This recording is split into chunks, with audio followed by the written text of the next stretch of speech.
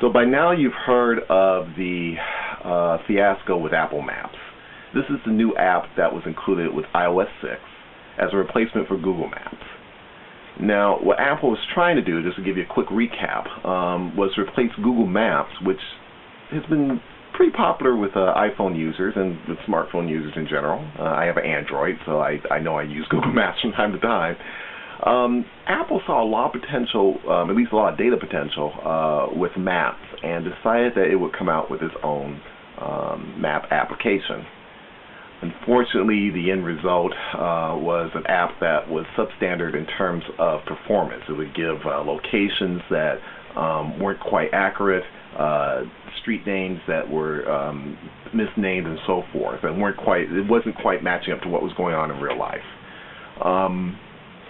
So there's a couple, I don't know if there's a big lesson learned, but I think this was very, very fascinating. And I think if you're interested in terms of databases, data, and somewhat in analytics, I think you may want to pay attention to the story and see some of the great articles that have been written.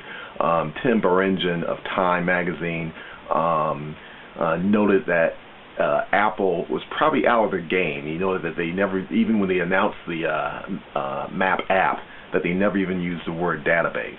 I think one of the best articles written was from a gentleman by the name of Mike Dobson.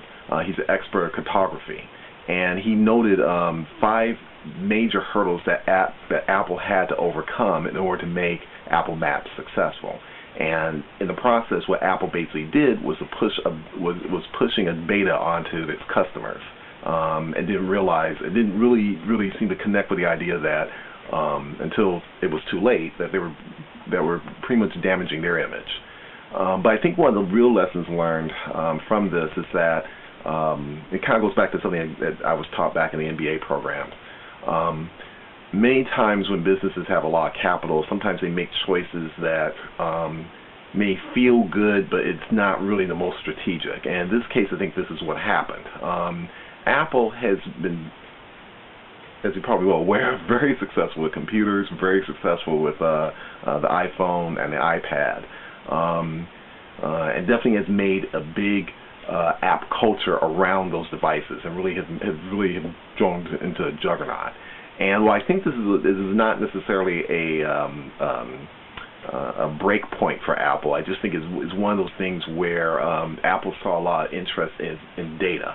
And as many analytics practitioners and business intelligence analysts realize, we keep saying this mantra that data is your business. Data is your business. And I think in this case, Apple saw that with some of the map data and thought that it was their business to kind of keep that to themselves, when maybe it was probably better to let someone, i.e. Google,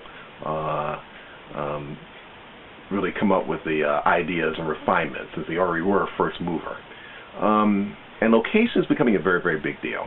eMarketer noted in its 2016, that by 2016, 1/4 of the world will be dependent on location-based services, which means we're going to be relying on everything from Foursquare to Maps, basically, particularly as we're becoming much more mobile in our computing. What do you think? Share your thoughts here on allanalytics.com.